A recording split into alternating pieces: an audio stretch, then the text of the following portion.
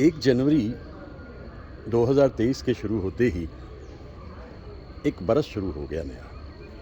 लेकिन इस बरस की अहमियत बहुत है और अहमियत इस तरह से है कि महान गायक मुकेश साहब 1923 में दुनिया में आए थे। दिन था 22 जुलाई और गीतकार शैलेंद्र 30 अगस्त को दुनिया में आए थे। बरस था 1923 और मेरे इष्ट देव साहब 26 सितंबर को दुनिया में आए थे। बरस था 1923। तो जाहिर क्या हुआ? जाहिर ये हुआ कि इस बार तीनों ही कलाकारों की सेंटिनरी है, जिसे हम शताब्दी कहते हैं। तो उस शताब्दी को मनाने का एक आसान तरीका है कि जो काम उन्होंने किया, अगर मुकेश साहब ने कुछ गीत गाए, शैलेंद्र जी ने कुछ गीत लिखे, देव साहब की अदाकारी, हम उन्हें याद करें क्योंकि सेंटिनरी है ये सेंटिनरी है। 100 बरस हो गए हैं इन तीनों कलाकारों की जन्म शताब्दी है ये। तो आज महज इत्तेफाक है कि इन फूलों तक मैं आ गया हूँ और इतने सारे फूल उन्हें समर्पित कर रहा हूँ, उन्हें अर्पित कर रहा हूँ। विभिन्न विभिन्न तरह के फूल, जो आपके मन में आए गाइए, जो मन में आए कहिए। अनूठे कलाकार थे तीनों ही, मुकेश साहब, शैलेंद्र जी और देव साहब। शुरुआत करें इन तीनों को याद करते करते, क्योंकि सबसे पहले जो बरस में आता है दिन 22 जुलाई मुकेश साहब, उसके बाद 30 अगस्त शैलेंद्र जी और फिर 26 सितंबर देव साहब।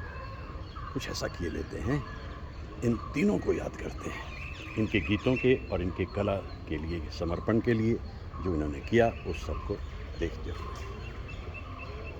फूल ही फूल दिख रहे हैं हर सू, क्योंकि दिन ही ऐसा है। और इस अद्भुत दिन पे इन तीनों को याद करना मेरे लिए वजह खुशी भी है, मन प्रफुल्लित भी है कि ऐसे कलाकारों के होते हुए हम इस दुनिया में मौजूद थे। क्या गायकी थी मुकेश साहब की, क्या कलम थी शैलेंद्र जी की, और क्या अदाकारी थी देव साहब की। बस इस बरस उन्हें याद करते हैं क्योंकि इन तारीखों को उनकी जन्म शताब्दी पूरी हो जाएगी। क्या ख्याल है? बढ़ाएं कुछ आगे थोड़ा सा, और वो भी एक अच्छा तरीका है ऐसे कलाकारों को याद करने का।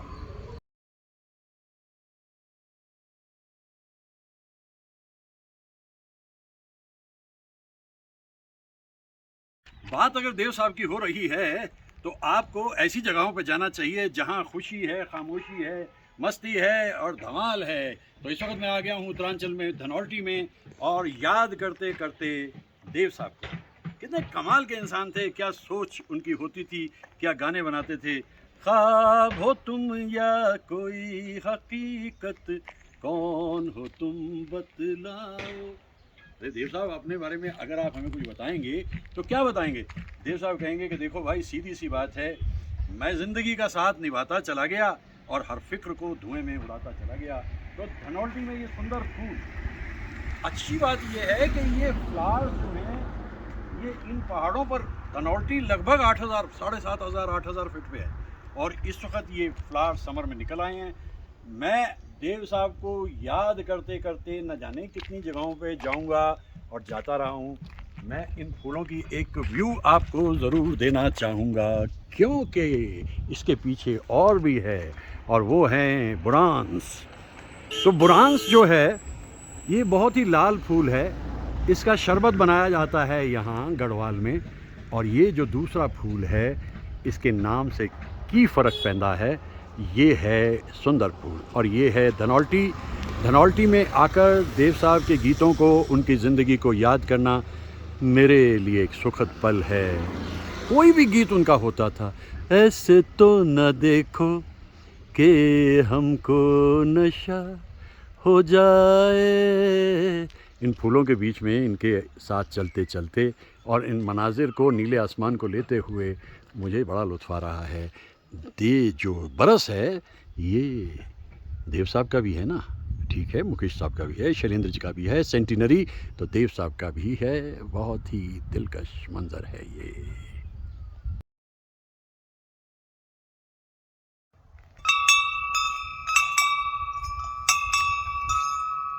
देव साहब की फिल्म्स में स्पिरिचुअलिटी कभी कभी नजर आती थी, या रिलीजन भी, रिलीजियस सेंटिमेंट भी। अल्लाह तेरो नाम, ईश्वर तेरो नाम, सबको सन्मति दे भगवान। ये एक ऐसी सद्भावना की बात है जो साहिर साहब ने लिखी, जयदेव साहब ने उसको कंपोज किया। एक भजन से शायद तसल्ली नहीं हुई फिल्म हम दोनों में, और साहिर साहब से फिर एक गुजारिश की गई, प्रभु तेरो नाम जो ध्याए फल पाए, सुखदाए तेरो नाम। दरअसल ऐसा नहीं कि हम दोनों में पहले ये भजन आए, इससे पहले भी एक फिल्म काला बाजार में भजन आया था। ना मैं धन चाहूं ना रतन चाहूं, तेरे चरणों की धूप मिल जाए तो मैं तर जाऊं, हम तर जाऊं। क्या सात्विकता है! ये जो इंसान हैं जिन्हें हम देवानंद साहब कहते हैं, ये कर्मयोगी हैं, इसलिए कोई ज़्यादा इबादत परस्तिश पूजा पाठ करने की इन्हें ज़रूरत नहीं पड़ती थी। ये हर समय काम में लगे रहते थे और अपना काम इतनी मुस्तैदी से करते थे कि हर इंसान ये सोचता था कि कोई थोड़ा सा मौका मिल जाए देव साहब के साथ काम करने को, वो एक्टर्स तैयार रहते थे। तो इस तरह से आज मैं देख रहा हूँ यहाँ पर देव साहब को याद कर रहा हूँ, उनके बनाई हुई फिल्म्स का भी जिक्र कर रहा हूँ, और इसके साथ साथ ऐसे प्राकृतिक जो मनोहारी दृश्य हैं वो बड़े पसंद आते थे देव साहब को। और उनके कैमरामैन हाली मिस्त्री तैयार रहते थे उन्हें कैप्चर करने के लिए। ऐसा ही दृश्य यहाँ भी है। यहाँ से एक तरफ सड़क बिल्कुल साफ़ सुथरी है, एक तरफ उबड़ खाबड़ है और नीचे एक पगडंडी है। एक ही जगह 3 ख्यालात का समावेश, ये भी अद्भुत है। इस रास्ते से ऊपर जाएंगे तो मंदिर तक पहुँचेंगे, और ये रास्ता किसी गांव में ले जाएगा, और वो रास्ता वो तो किसी शहर में पहुंचाएगा। तो ऐसा है ये दृश्य। ऐसे हैं ख्यालात देव साहब के, और ऐसे हैं वो भजन जो लिखे गए ख़ास तौर से उनकी फिल्म्स के लिए, और मैं आज उन्हें याद कर रहा हूँ, भजन याद कर रहा हूँ, गीत याद कर रहा हूँ, देव साहब को याद कर रहा हूँ, और न जाने कितने उस दौर से जुड़े लम्हे भी।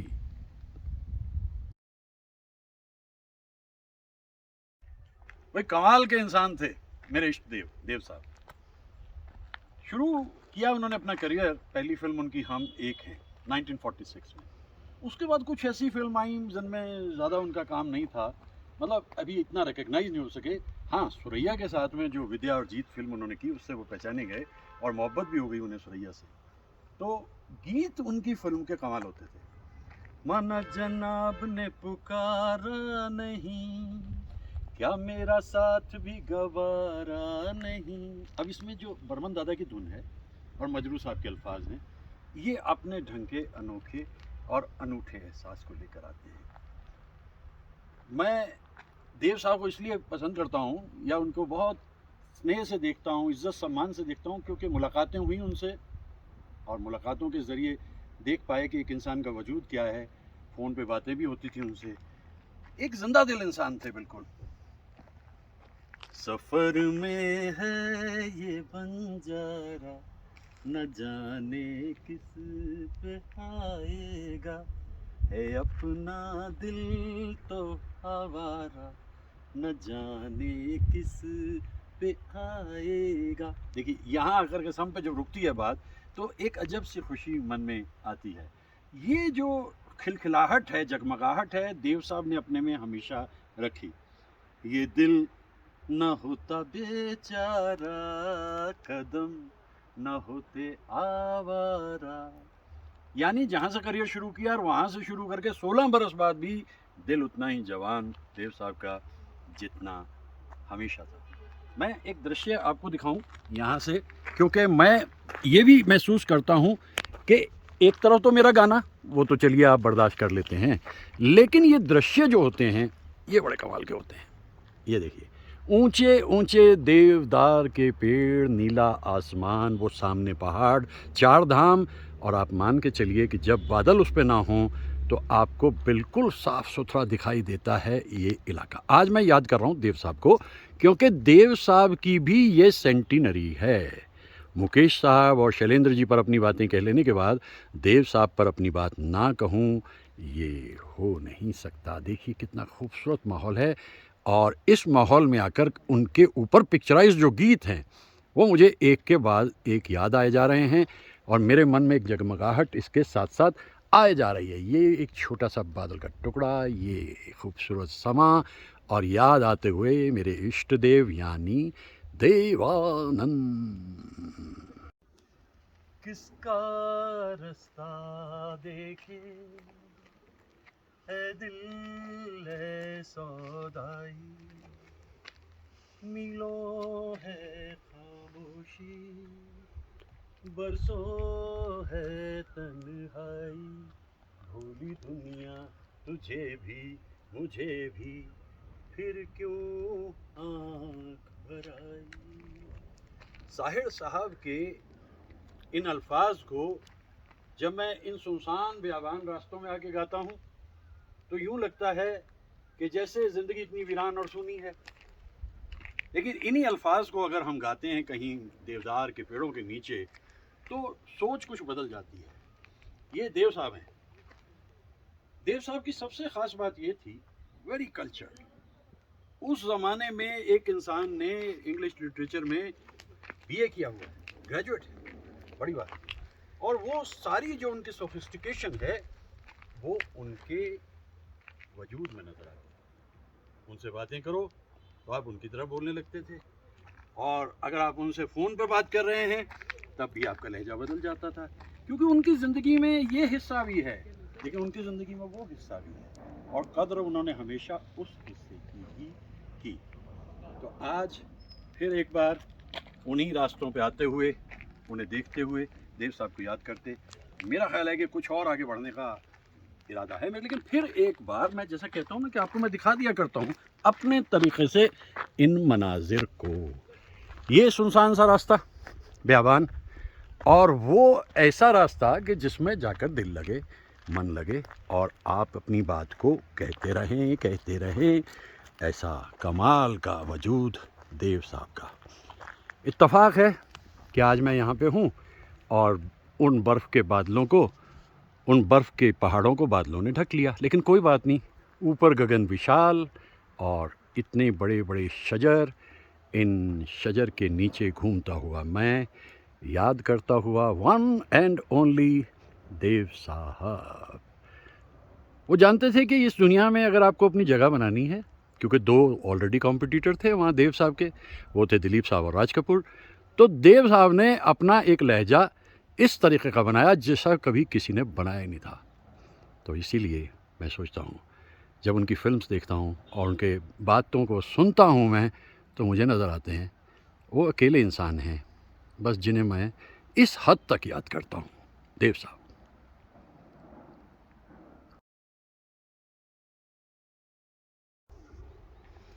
हमारी ज़िंदगी का जो सफ़र है फिल्मों को देखने का, वो तीन महान कलाकारों के साए में शुरू हुआ, राज कपूर, दिलीप कुमार एंड देवानंद। लेकिन इन तीनों में भी देवानंद साहब की जो मौजूदगी स्क्रीन पे होती थी वो अलग होती थी। यहाँ तक भी होता था कि 60s में जब भी उनकी फिल्म हमारे शहर के प्रभात टॉकीज़ में लगती थी, हम पहले शो को देखने पहुँच जाते थे।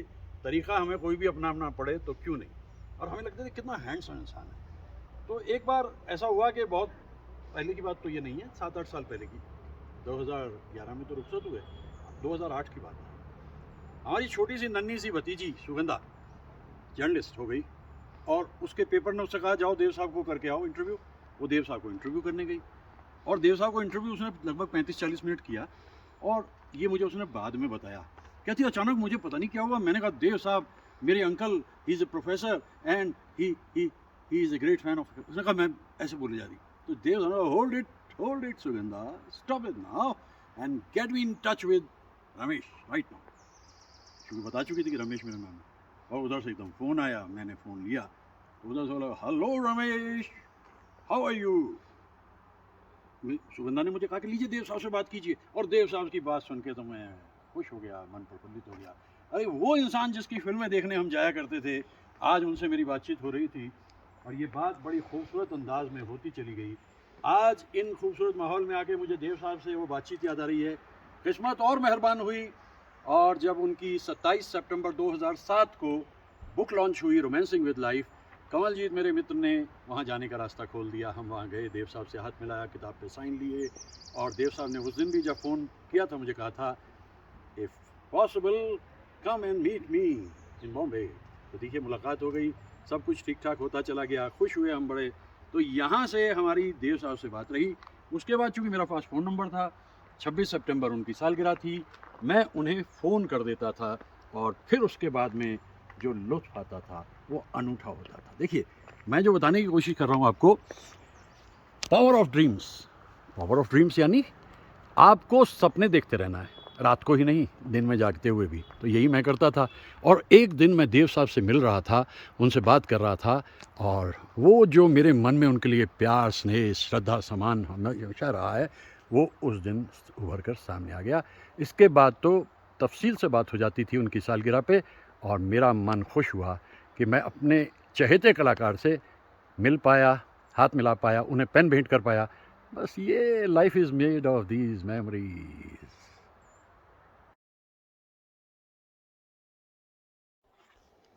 पहली फिल्म तो देव साहब ने की हम एक हैं, लेकिन उसके बाद 18 फिल्म्स ऐसी गईं जिनके बारे में हम ये नहीं कह सकते कि देव साहब को उनसे कोई बहुत फायदा हुआ।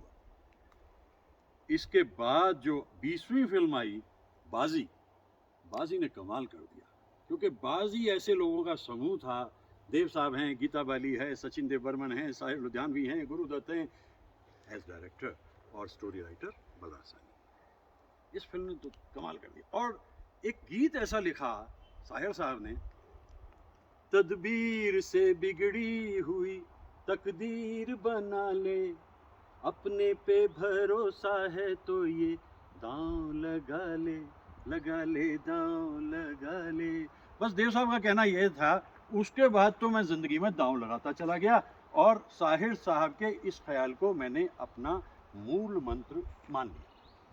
साहिर साहब कब बाज आने वाले थे? लगभग 10 बरस के बाद फिर उन्हें एक गाना लिख के दिया, जो मिल गया उसी को मुकद्दर समझ लिया, जो खो गया मैं उसको भुलाता चला गया, मैं जिंदगी का साथ निभाना चला गया। अब आप सोचिए, जिनके साथ साथ निभाना था वो तो ब्याह नहीं कर पाई, क्योंकि सुरैया बहुत पसंद करती थी देव साहब को, सुरैया की माँ भी बहुत पसंद करती थी, लेकिन सुरैया की नानी ने यह तय कर लिया था कि ये ब्याह नहीं होगा, नहीं होगा, ना ना ना। नानी ने कहा ना ना ना, ब्याह नहीं हुआ, दोनों अलग हो गए, दो बिछड़े हुए साथी फिर मिले नहीं। ये था जीवन देव साहब। इसके बाद जो गाने आ रहे हैं वो एक के बाद एक चलते चले जा रहे हैं। बाजी के बाद बीच में हम दोनों के जाए तो जाए कहाँ, समझेगा कौन यहाँ, दर्द भरे दिल की जुबान जाए तो। एक मंडली बन गई। सचिन देव बर्मन कमाल करते थे, साहिर साहब कमाल करते थे, और जीवन के सफर में राही मिलते हैं बिछड़ जाने को, और दे जाते हैं यादें तन्हाई में तड़पाने को। लेकिन उन यादों ने देव साहब के दिल को तड़पाया नहीं, बड़ी जल्दी उन्होंने ज़िंदगी को अपने सिरे से पकड़ लिया, और इसके बाद फिल्म से ऐसी कमाल की करने लगे। एक बात विशेष है देव साहब की, उनकी फिल्म का संगीत तो कमाल होता ही था। छेड़ा मेरे दिल ने तराना तेरे प्यार का, जिसने सुना खो गया, पूरा नशा हो गया। शुरू की स्टेज पे चाहे तलत साहब गा रहे हैं, लेकिन हेमंत दा ने भी उनकी आवाज़ बड़े प्यार से संभाली। वो फिल्म जो जाल है उसमें एक धुन बना करके एक गीत पहले लिखा साहिर ने और धुन बनाने के लिए दी बर्मन दादा को। बर्मन दादा ने बड़ी तेज तरार से धुन बना दी। साहिर कहने लगे दादा ये क्या किया इस गीत का आपने हाल। मुस्कुराए बर्मन दादा, कहने लगे अरे साहिर देखो गाना कौन सा बना, पेड़ों की शाखों पे कोई सोई चांदनी, तेरे ख्यालों में कोई सोई चांदनी, और थोड़ी देर में थक के लौट जाएगी ये रात ये बहार की, फिर कभी न आएगी, दो एक पल और है ये समा, सुन जा दिल की दास्तां। अब जानते हैं ना, अगर खुशी है तो उदासी भी है। इसी में शायर साहब ने आगे रच दिया, चांदनी रातें प्यार की बातें खो गई जाने कहाँ। मैं देव साहब को अलग अलग रूप में याद करता हूँ, उनके कितने गानों की वजह से उन्हें याद करता हूँ। शैलेंद्र उनके प्रिय गीतकार थे, मजरू भी साथ में आ गए, और फिर एक ऐसा वक्त भी आया कि नीरज साहब से भी उनकी बहुत बनने लगी। कोई भी हो, कोई भी गीतकार हो, बर्मन दादा की धुनें इतनी कमाल होती थी, बस कमाल ही करती थी। तो मेरा ख्याल है कि मैं कुछ और बातें इससे पहले कि आपको बताऊं देव साहब के बारे में, ये मंजर जो मुझे दिखाई दे रहा है इसका एक खूबसूरत सा लुक जिसे कहते हैं ना कि क्लोजअप मैं आपको दे दूं। और हवा की आवाज़ सुनिएगा। जो सबसे बड़ी विशेष बात इस जंगल में है वो हवा की सुरीली आवाज़ है। उसको आपको सुनवाने के लिए तो मैं भी चुप हो जाता हूँ। सुन रहे हैं ना आप? चुप है धरती, चुप है चांद सितारे, मेरे दिल की नलझन तुझको पुकारे। गाने तो ऐसे बनते थे क्या बताएं, और फिल्म्स भी ऐसी बनने लग गई थी। मैं उनकी ब्लैक एंड वाइट फिल्म्स को तो बहुत ही पसंद करता हूँ। काला बाज़ार हो, काला पानी हो, गाना सैड हो, गाना फास्ट हो, हीरोइन कोई भी हो, देव साहब अनूठे ढंग से अपना काम करते चले जा रहे थे। तो बाजी के बाद में फिर जाल भी आ गई, जाल के बाद हम दोनों भी आ गई, हम दोनों के बाद में फिर न जाने कितनी सारी फिल्म देव साहब ने की। वैसे मुझे जहाँ तक याद पड़ता है देव साहब ने कुल मिलाकर 111 फिल्म्स की हैं, 111 फिल्म्स। तो उन 111 फिल्म्स में काफ़ी सारी फिल्म्स हमने देखी हैं। लेकिन पहले ही बताता चलूँ, देव साहब तो कहते हैं कि मैं अपनी ब्लैक एंड वाइट फिल्म्स को ज़्यादा देखता नहीं था, लेकिन मेरा ख्याल है कि आखिर की लगभग 15 फिल्म्स जो हैं, बस देव साहब तो कहते थे भाई मैं अपनी मर्ज़ी के हिसाब से बनाता हूँ, चले ना चले, बॉक्स ऑफिस से मेरा कोई वास्ता नहीं। देखिए कितनी सूनी पगडंडियों पे चलते हुए देव साहब कहाँ तक पहुँचे थे। इसीलिए तो वो अतुल्य हैं, अनोखे और अनूठे हैं देव साहब।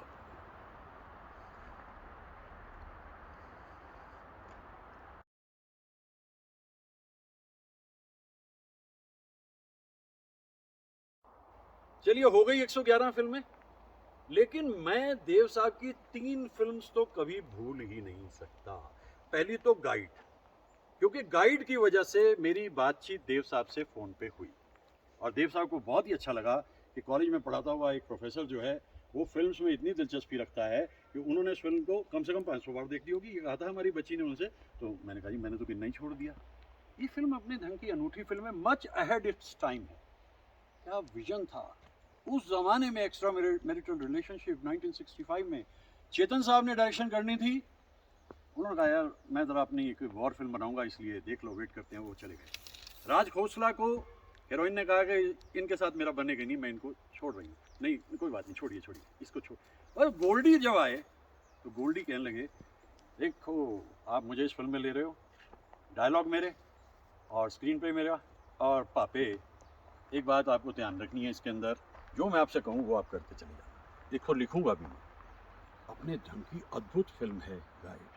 और गाने, वहाँ कौन है तेरा मुसाफिर जाएगा कहाँ, दम ले घड़ी भर, ये छैया पाएगा कहाँ।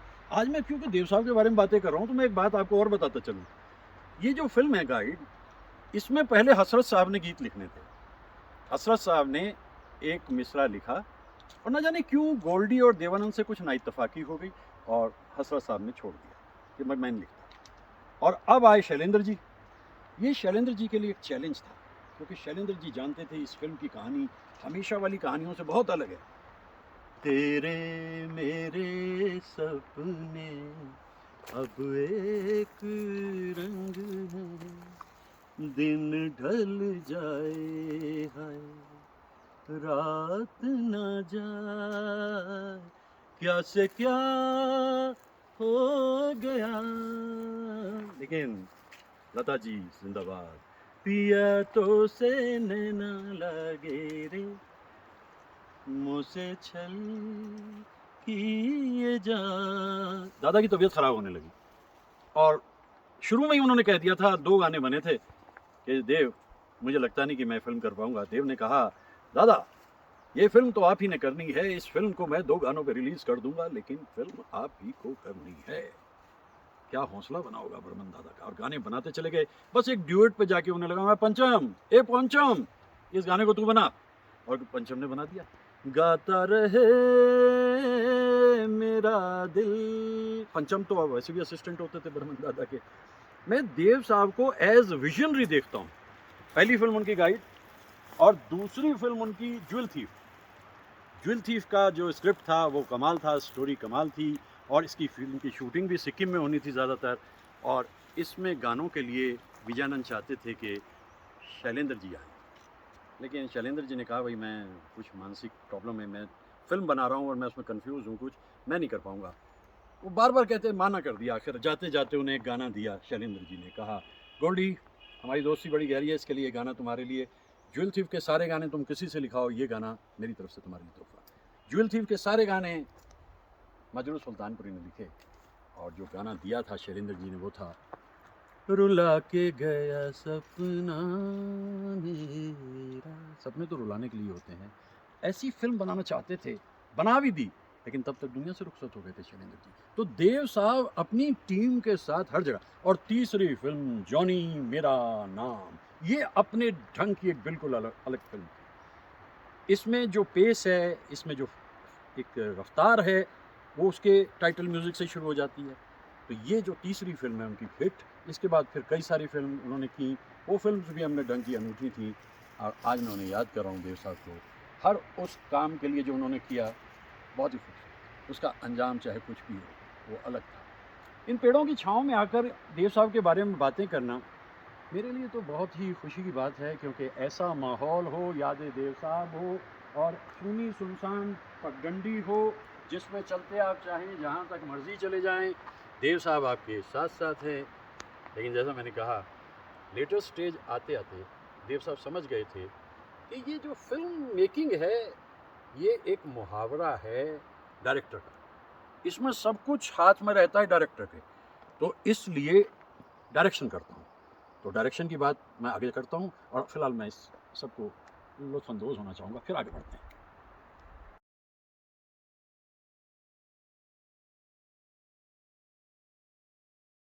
फूलों के रंग से, दिल की कलम से, तुझको लिखी रोज पाती।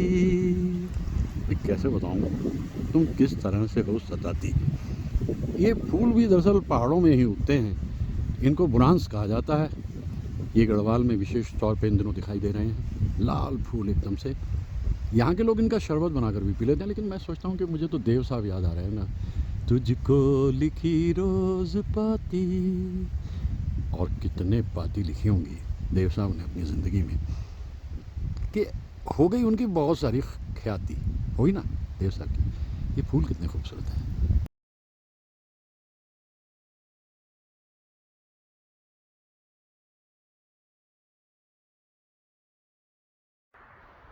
मैं तो सोचता हूँ वो माँ बाप कितने खुशकिस्मत होंगे जिनके 3 बेटे, और तीनों कमाल। चेतन आनंद डायरेक्टर कमाल के, विजयानंद का कहना ही क्या, और देवानंद ने भी ठान लिया आखिर यार ऐसे चलेगा नहीं, मैं अपनी फिल्म की डायरेक्शन खुद दूंगा। और 1970 में उन्होंने फिल्म अनाउंस की प्रेम पुजारी, एक वॉर फिल्म थी, और इस वॉर फिल्म में नीरज साहब के गाने उन्होंने लिए, बर्मन दादा की धुनें ली। नीरज तो बड़े काबिल कवि थे। एक जगह वो कहते हैं, कहाँ रे हिमालय ऐसा, कहाँ ऐसा पानी, यही वो ज़मीं जिसकी दुनिया दीवानी, सुंदरी न कोई जैसे धरती हमारी, प्रेम के पुजारी हम हैं, रस के भिखारी, हम हैं प्रेम के पुजारी। हो, क्या खूबसूरत ख्याल है। और अब एक और बात उन्होंने अपने साथ ले ली थी कि अगर कहीं कोई काबिल हीरोइन उन्हें दिख रही है तो उसे अपनी फिल्म्स में वो ले आते थे। जीनत अमान को हरे रामा हरे कृष्णा में उन्हें लगा कि इस रोल के लिए दम मारो दम बिल्कुल ठीक है, और जाहिदा को इस फिल्म में प्रेम पुजारी में वहीदा रहमान जी के साथ में, और एक और एक्ट्रेस बीच में जाहिरा, उन्हें गैम्बलर में ले आए।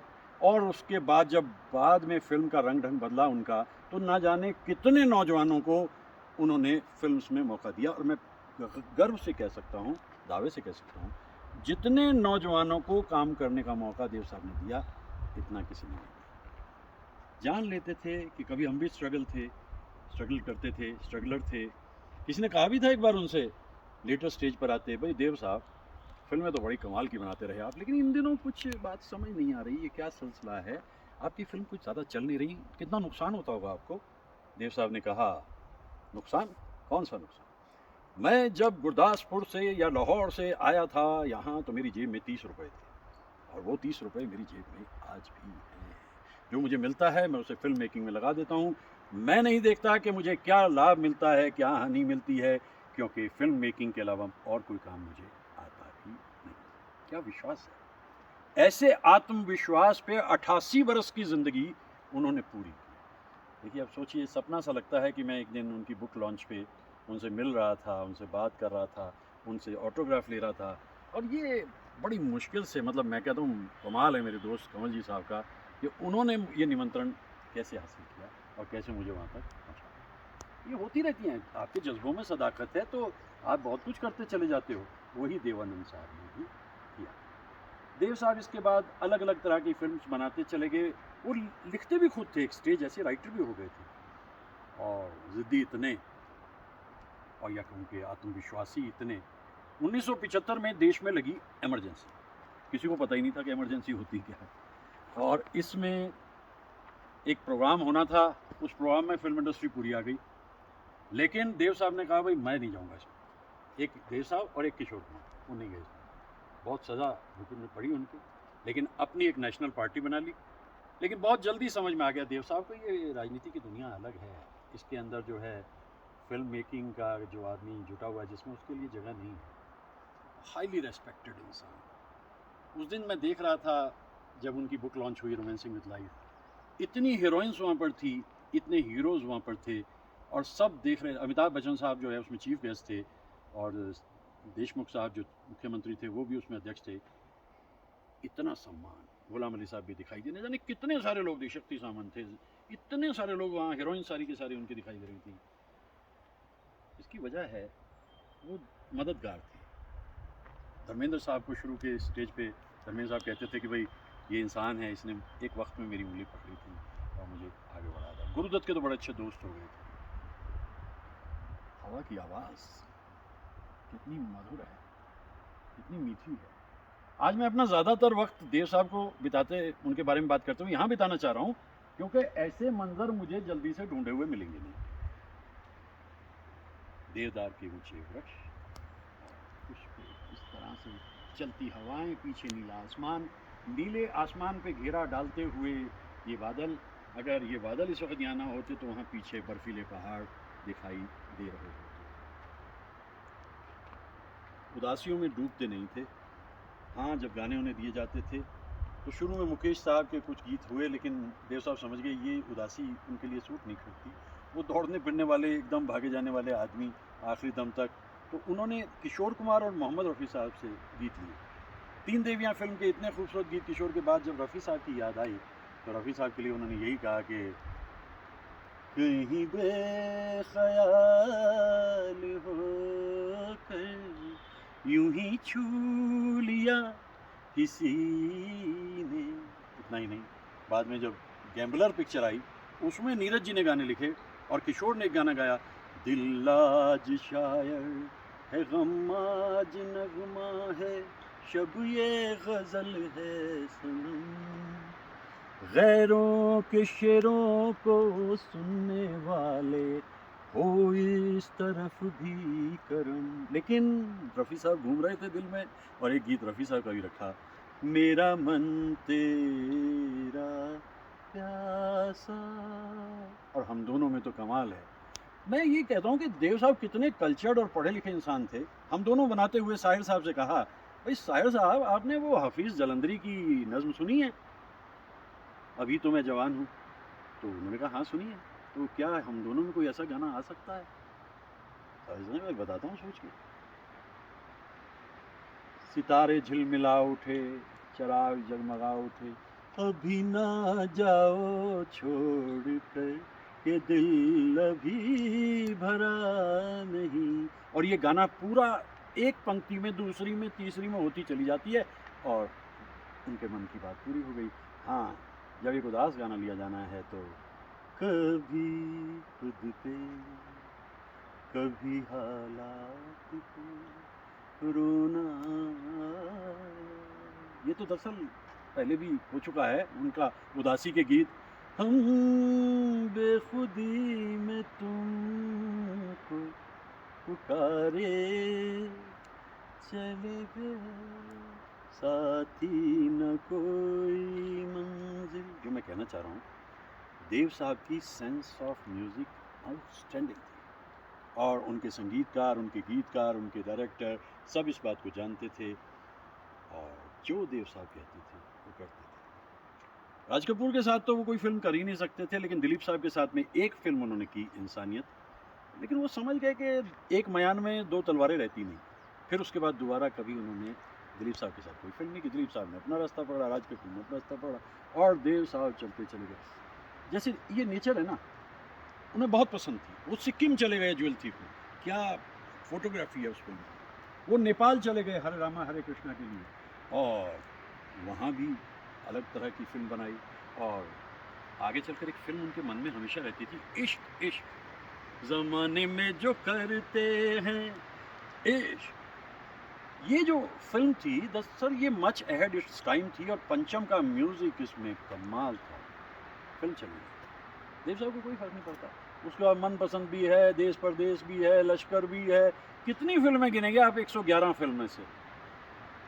ये हैं देव साहब। लेकिन अभी काफ़ी सारी बातें उनके बारे में बाकी हैं। ये नहीं कि एक देव के बारे में इतना कहकर आप रुक जाएं, जी नहीं। हाँ, अब यहाँ से चलने का वक्त हो गया, क्योंकि पेड़ों की शाखों पे कोई कोई चांदनी, तेरे ख्यालों में कोई कोई चांदनी, और थोड़ी देर में थक के लौट जा। आज का मेरा प्रोजेक्ट भी थक के लौट जाने का समय आ गया है, और इसके बाद में जो हिस्सा बाकी है उसे मैं फिर इसके बाद करता हूँ। लेकिन अब तब तक ज़रा हवा की आवाज़ तो सुनिए, मैं 2 मिनट के लिए खामोश हूँ।